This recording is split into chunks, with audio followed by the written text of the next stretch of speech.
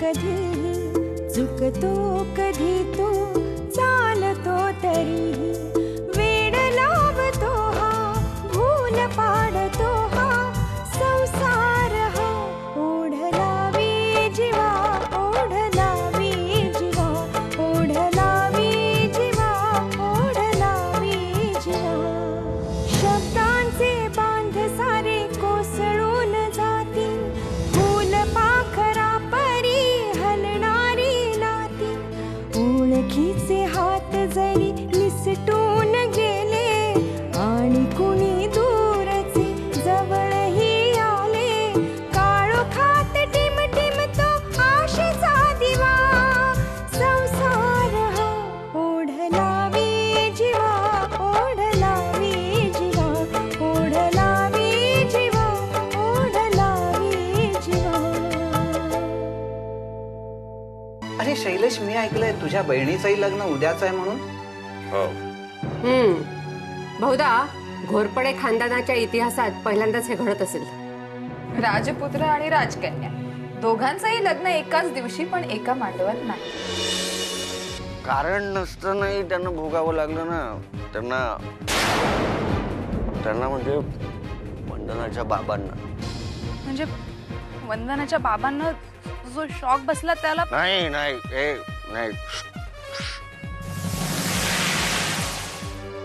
शालिनी, काही प्रॉब्लेम आहे का बेटा? अगं तू सांगत का नाहीयेस आम्हाला? नाही मामा, तसं काही नाहीये. तुम्ही काही करू नका माझ्यासाठी.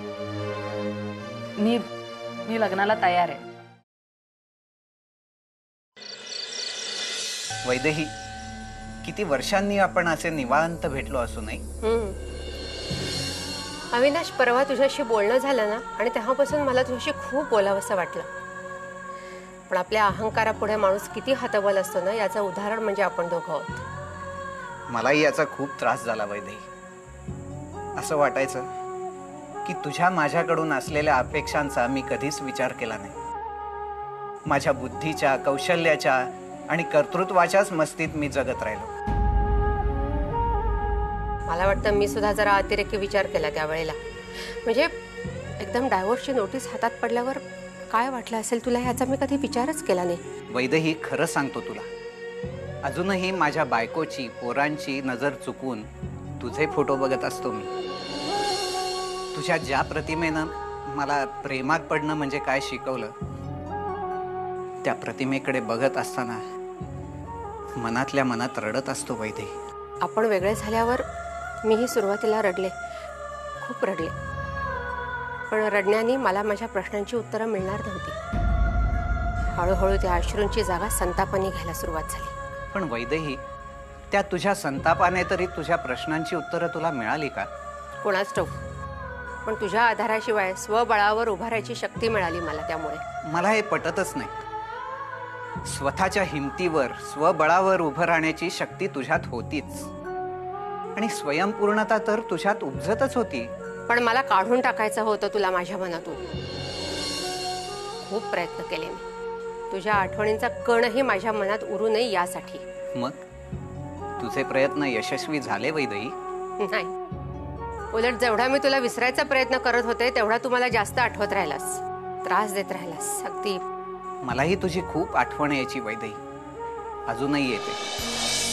तू माझ्या मनाच्या इतक्या खोल तळाशी जागा करून घेतली आहेस की कितीही प्रयत्न केला तरी तुझ्या आठवणींना टाळूच शकत नाही.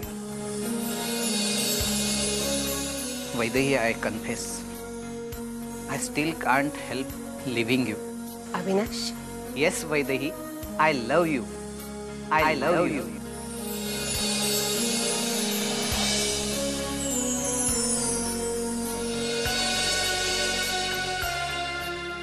आपल्यात इतके वाद झाले तरीही तुझं नाव मोबाईलवर वाचलं ना की इतकं रोमॅन्टिक वाटतं सांगू. तुझा आवाज, तुझा चेहरा, तुझ्या छोट्या मोठ्या लकबी, हे पुन्हा अनुभवण्यासाठी जीव व्याकुळ होतो माझा. लग्नाआधी तुला भेटायला यायचो ते पिसाटले पण तुझ्या फोन कॉलमुळे, तुझ्या एखाद्या भेटीमुळे अनुभवत असतो. अविनाश, तुला उशीर होतो. उद्या सकाळी लवकर उठून पुन्हा इथेच यायचंय वंदना आणि शैलेशच्या लग्नाला. काय गंमत आहे नाही, लग्नाचे साक्षीदार म्हणून त्यांना मिळाले एक घटस्फोटित नवरा बायको. असू दे, आयुष्यामध्ये काय करायचं नाही याचं रोल मॉडेल त्यांच्या डोळ्यासमोर असायला हवं ना.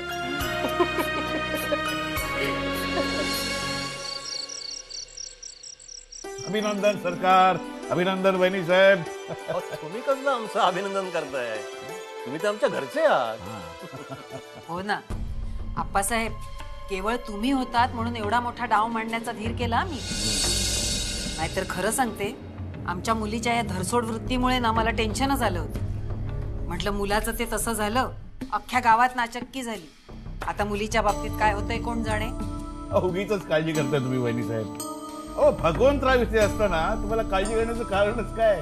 मी त्यांना तेच सांगत होतो, अजिबात काळजी करू नका. भगवंतरावांचं सगळीकडे चौफेर लक्ष असतं. नाही तसं नव्हे हो, पण आपल्यासारख्यांच्या घरात इज्जतीला जपत ह्या सगळ्या गोष्टी निभावून न्यायच्या म्हणजे तारेवरची कसरतच असते नाही का. घोरपड्यांच्या घरात जरा कुठे खुट्ट झालं की पंचक्रोशीत त्याची चर्चा होती. आधीच त्या माळावरच्या इस्टेटीवरून आणि आमच्या युवराजांच्या घर सोडण्यावरून काय काय वावटळी उठल्या असतील कोण जाणे. त्या मुलीचा कच खाऊपणा, इतकी घाबरत होते मी, वाटलं होतं काय होईल आणि काय नाही. आता सगळ्या काळजी विसरून जायच्या वहिनी साहेब. पुरोहितांनी कौल दिलेलाच आहे, उद्याचाच मुहूर्त काढलेला आहे. चट मागली पट ब्याह. उद्या आपली राजकन्या कनोजच्या दिवाणांची स्नुषा झालेली असेल. आपली एक जबाबदारी आपल्या खांद्यावरून उतरली असेल.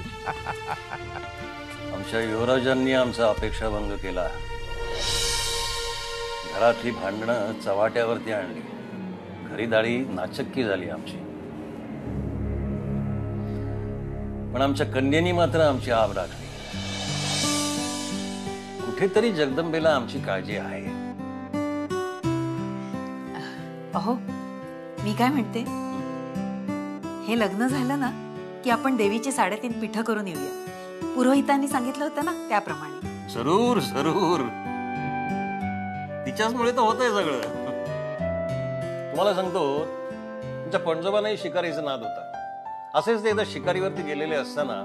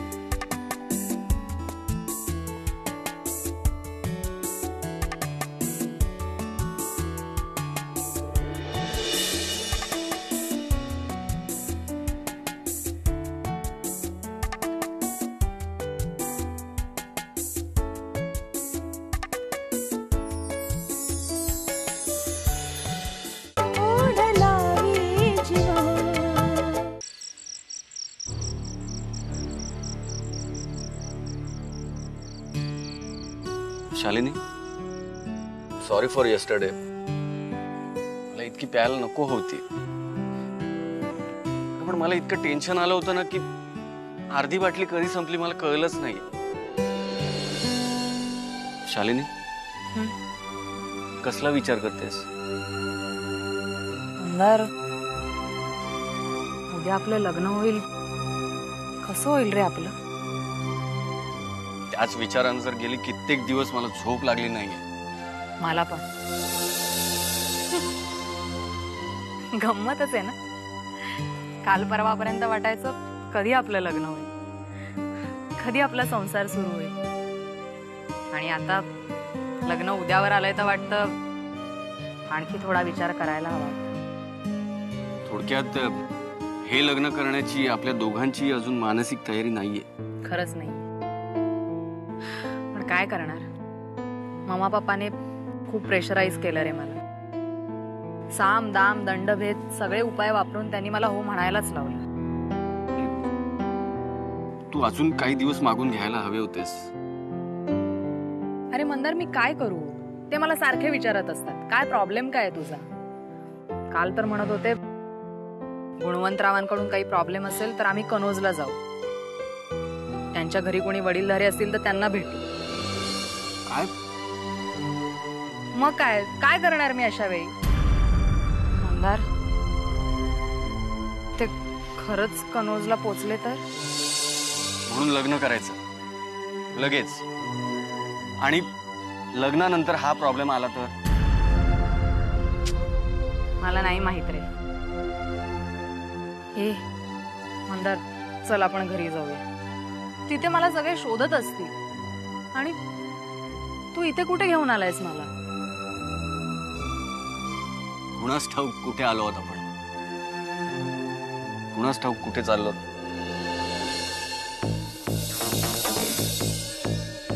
मंदार, कोणीतरी आहेत तिकडे.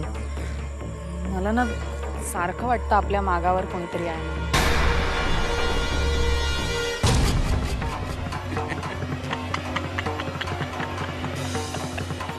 अरे हसतोस काय तू, मला भीती वाटते. अगं त्या भगवंतरावांची माणसं सतत माझ्या मागावर आहेत, मी कुठे पळून जाऊ नये म्हणून. अगं कालही आपण भेटलो ना तेव्हा रेस्टॉरंटच्या बाहेर त्यांचीच माणसं होती. तू हसणं थांबव रे, मला टेन्शन येतं मग. अगं तुला टेन्शन येत असलं ना तरी आत्ता माझी भीती कमी झाली. म्हणजे आता अचानक मला या भीतीची दुसरी बाजू समजली. काय? मी जर पळून जायचा प्रयत्न केला ना तर त्यांचीच माणसं मला पकडतील, मारतीलही. पण दुसरी बाजू अशी की आता आपल्याला काळजी करण्याचं काही एक कारण नाहीये. आपण कुठेही असलो ना तरी त्यांचीच माणसं आपल्याला सुखरूप घरी पोहोचवतील. तेच काम आहे त्यांचं. चल.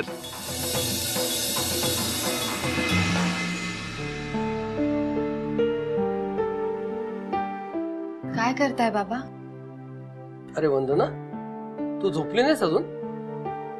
नाही ना, झोपच येत नाहीये. खूप प्रयत्न केला. हॉलची लाईट चालू दिसली, म्हटलं बघावं तुम्ही जागे असाल तर जरा गप्पा मारूया. अगं उद्या तुझं लग्न म्हटल्यावर आज मला झोप येणार थोडीच. सारखी तुझ्या आईची आठवण येत होती.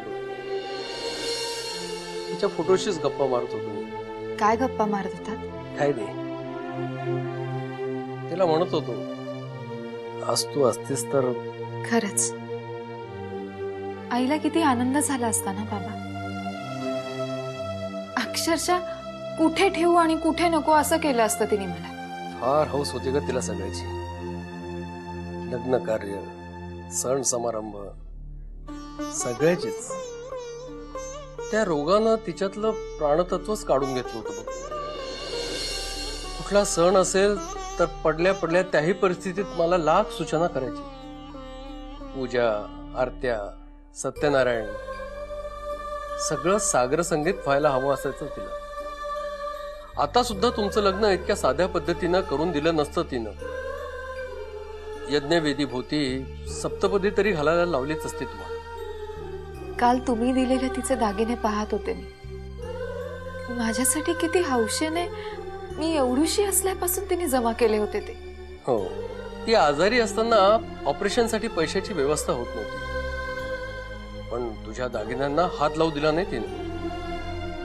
वेळ प्रसंगी ऑपरेशन रद्द करा म्हणाली, पण वंदनाच्या दागिन्यांना हात लावायचा नाही म्हणाली. ते मी तिच्या लग्नासाठी जमा केलेले, बजावून ठेवलं होतं तिनं मला. कोणत्याही आईसाठी तिचं मूल म्हणजे तिचं सर्वस्व असतं ना बाबा. दुसरं काही विश्वास नसतं त्यांना. मला सोडून जाताना काय वाटलं असेल ना तिला. खूप जीव तुटला तिचा तुझ्यासाठी. तुझ्या काळजीनं झुरणारे तिचे ते केविलवाने डोळे आठवले की अजूनही वेड्यासारखी अवस्था होते माझी. तेच सांगत होतो तिला. आज मी तिनं माझ्यावर टाकलेल्या जबाबदारीतून थोडा तरी मुक्त झालो. थोडा तरी म्हणजे अजून खूप जबाबदाऱ्या आहेत माझ्या. खूप काही सांगितलं होतं का तिनं. अजून पुढच्या मोठ्या जबाबदाऱ्या आहेत. नातवंडांना खेळवायचंय, त्यांना गोष्टी सांगत झोपवायचंय. आबा तुम्ही झालंच तर त्यांना शाळेत सोडायला द्यायचंय. त्यांच्या आई बापांनी न पुरवलेले त्यांचे हट्ट. मला झोप आली, मी चालले झोपायला.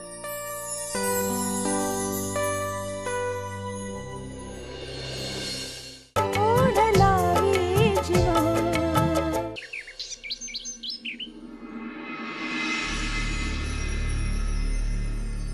वंदना तू काय ग, काय झालं? थँक्स मॅम, तुम्ही आज लवकर आला. मला आज खरंच मानसिक आधाराची गरज होती. मानसिक आधाराची गरज आणि तुला अगं शोभत नाही तुला. तसं नाही हो मॅम, आपण हॉस्पिटलमध्ये किती प्रसंगांना सामोरं जातो. 100 प्रकारच्या 100 बायका असतात, त्यांचे वेगवेगळे प्रॉब्लेम्स, त्यांच्या डिलिव्हरीज काही किती कॉम्प्लिकेटेड असतात. पण तेव्हा कधी नाही गरज पडली मला मानसिक आधाराची. पण आज मी समजू शकते वंदना.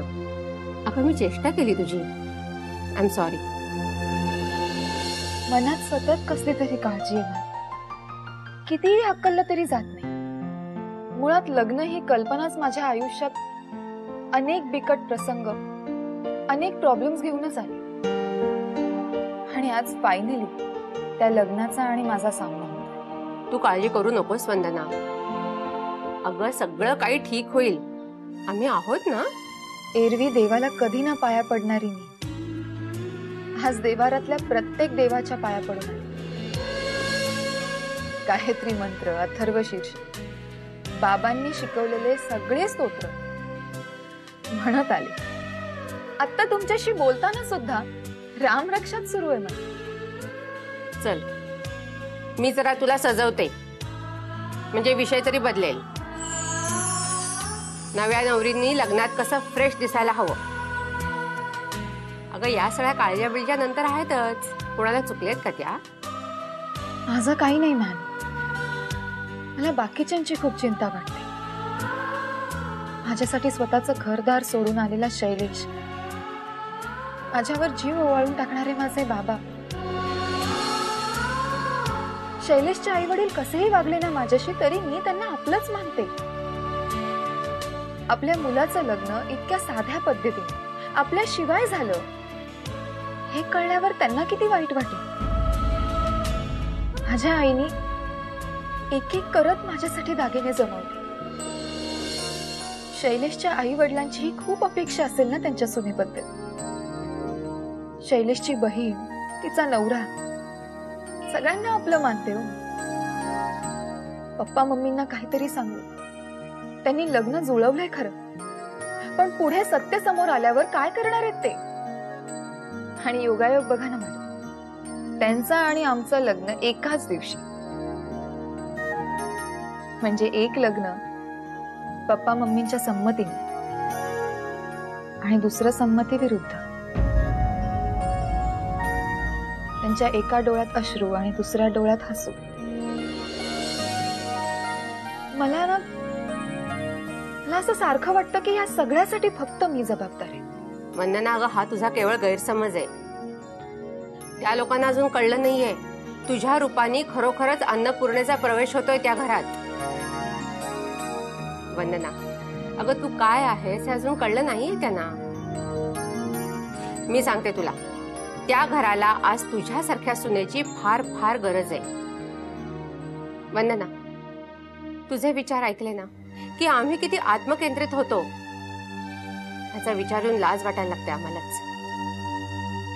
चल वेळ होत आली आहे, सगळे येतील आता. आणि हे चेहऱ्यावरचं एक्सप्रेशन जरा बदल आता. चांगल्या फ्रेश चेहऱ्यानी आणि हसऱ्या मनानी आयुष्याला आता नवीन सुरुवात कर आणि स्वागत कर. मॅडम वंदना खरं तर माझा असल्या गोष्टींवर नाहीये विश्वास, पण आज मला तुझी दृष्ट काढावीशी वाटते खरं.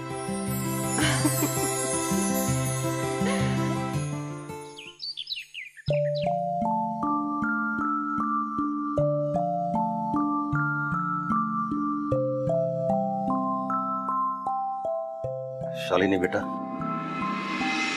पप्पा तुम्ही यावेळी इथे? सॉरी बेटा, पण जरा अस्वस्थ वाटत होतं म्हणून, आणि तुला भेटावंसं वाटलं म्हणून आलो. सॉरी काय म्हणताय पप्पा? बसा. बेटा, तुझी मम्मा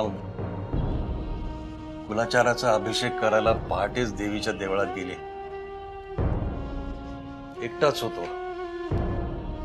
अचानक तुझी आठवण आली, अगदी लहानपणापासूनची तुझ्या. मग वेड्यासारखा तुझे फोटो काढून बसलो. अगदी पाळण्यातले, रांगतानाचे, पांगुळगाड घेऊन लटालटाच चालत होतीस त्याचे, शाळेतल्या युनिफॉर्म मधले, वेगवेगळ्या इव्हेंट्स मधले, शाळेच्या ट्रिपचे, आणि मग कॉलेज मधले. बेटा, बघता बघता तू कधी मोठी झालीस एवढी कळलंच नाही बघ. पप्पा,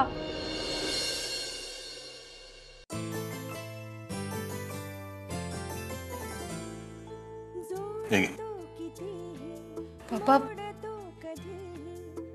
हे कशाला? असू दे बेटा, तुझा बाप असलेल्या गरीब राजाची आठवण आहे ती. पप्पा